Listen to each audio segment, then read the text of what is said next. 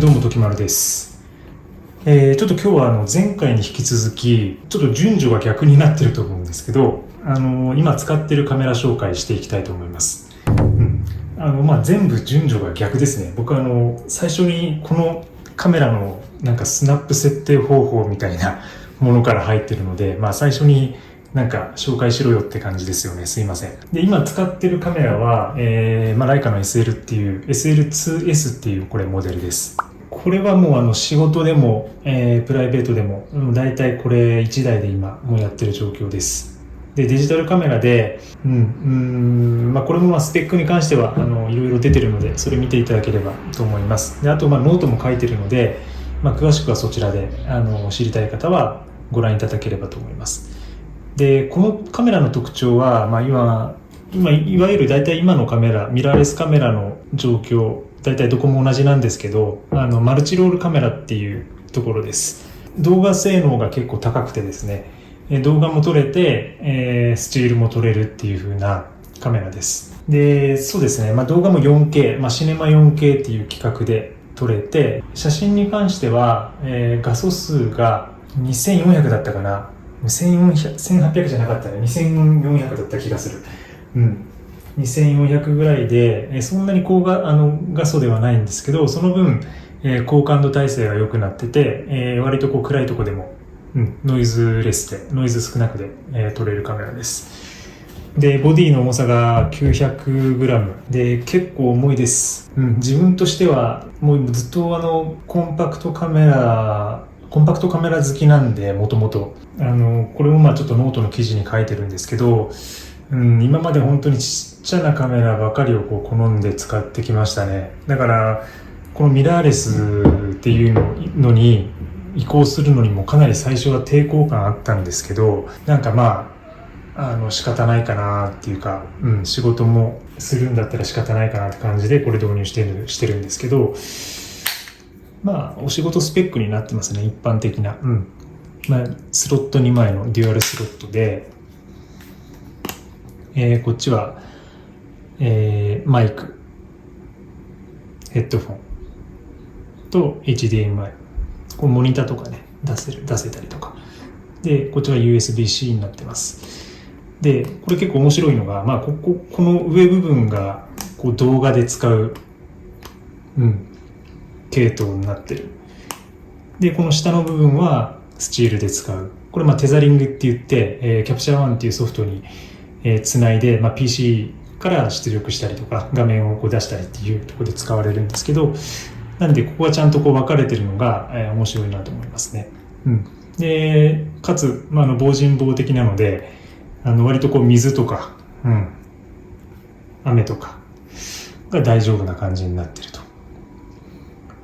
で、やっぱ耐久性は高いですね。もう今もうかなりハードにこれ使ってきてて、結構ボロボロなんですけど、もう2年半ぐらいかな、使ってますね。これだけでやってる感じなんですけど、結構いろんなとこがもう擦れてボロボロになってます。そうですね。そんな感じかな。で、今こちらには M レンズ 50mm をつけていて、大体僕使うのがもう 50mm か 35mm になってますね、最近は。で、前回ご紹介した、このレンズ2470かこっちかって感じで、使ってます。で、映像を撮るときはちょっとオートフォーカス欲しいときなんかはこっちでやってますね。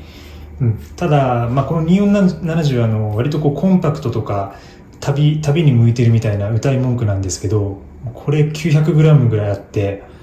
重いんですよね。僕にとっては重い。もうなんていうか、今までM 型とかだいたい2つで 700g ぐらいのセットでずっとやってたので、なんかもっとコンパクトなGR とかコンタックスとか使ってた時ってもっと軽かったんですけど、これ今このレンズにするとだから 1.8 キロとかになるんですよ。そうなると一日中持って歩くっていうのは結構難しい。そしてこう他の行動の妨げになるので、移動が多い、旅にはちょっと向いてないかなと思いますね。最近、仕方なく持ってってたりはするんですけど、なので、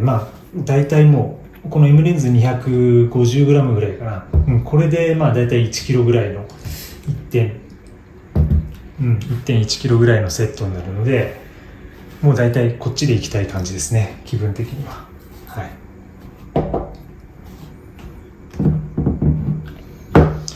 で、インスタグラムとか、あと、ノートとかね、写真はいろんなとこで、出してますので、なんかもしよければ、ウェブサイトにも、いくつか作品上げてますので、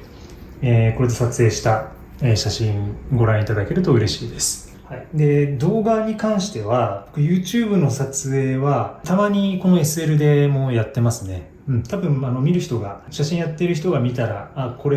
ちが SL だなっていうのは分かると思うんですけど、大体この SL か今 iPhone で撮影してます。で今日は今カメラがこっちにあるので今 iPhone で撮ってるような状況です。はい、そうですね。動画も、かなりこのボタン一つで今これ動画になってるんですけど、この動画とフォトを切り替えられて、かつその別々の設定をそのまま適用できるのがすごく気に入ってますね。例えばこの、写真で設定しておいて、写真でパパって撮っておいて動画撮りたいときに、もうすぐにこの動画の設定ワンタッチで入れるんで、なので大体設定のめんどくささがなくて、本当にいい感じですね。ですごくシンプルなので、このメニューとかもすごいシンプルなので、やっぱり僕シンプルなのが、好きですね。ボタンも少ない、もう1234みたいなでシャッターと、であとはもうこの辺の調整はもうマニュアルでやってって感じなんで、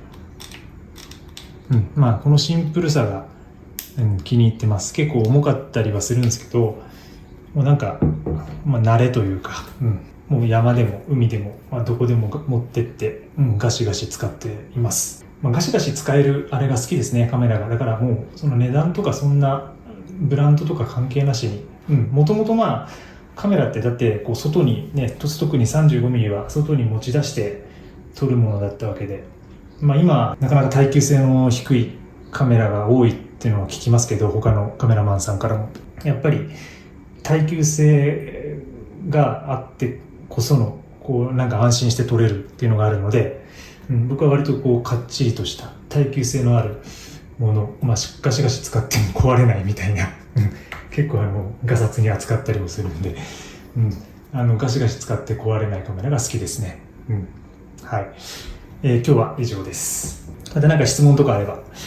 書き込んでいただけると嬉しいです。ありがとうございます。次の動画でお会いしましょう。See you next time.